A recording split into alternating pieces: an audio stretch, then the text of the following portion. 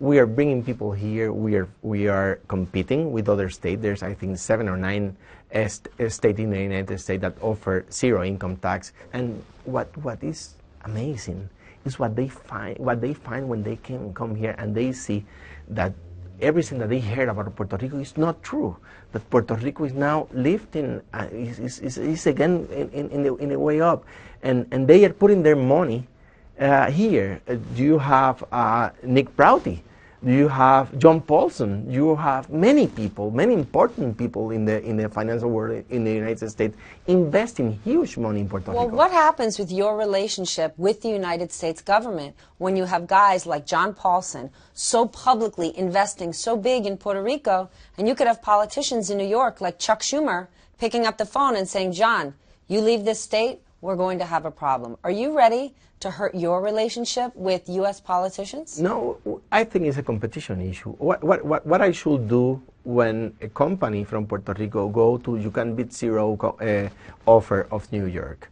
They are competing. They want to compete. We want to compete. And let me tell you something. I hate to compete. I just like to win. Talk to me about Act 2022 in comparison to what the Virgin Islands has offered for the last 14 years, because they tried and it never really took off. Why is it working here? Then you have a very good example there.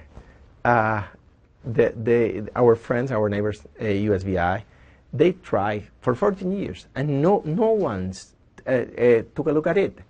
And Puerto Rico is now competing. We have a little more to offer because Puerto Rico is even though it's 135 miles island, it's like a continent. You have rainforests, you have beaches, you have many things to see here and many things to do here. So we are succeeding. What does it mean for wealthy Puerto Ricans, though? With the 2022, Americans can be here for 6 months and 1 day, and then their tax inheritance is completely exempt for all investments. If a Puerto Rican buys something outside Puerto Rico, they're going to be faced with a big tax. Is that fair? No, well, the fact is that these people is bringing wealth to Puerto Rico, and that's good for everybody here, for the wealth class and for the poorest class in Puerto Rico. Let's take the Vanderbilt Hotel, for example. No one were about to vote that, and John Paulson came and did it and saved the game for that asset. And a lot of Puerto Ricans saw there is investment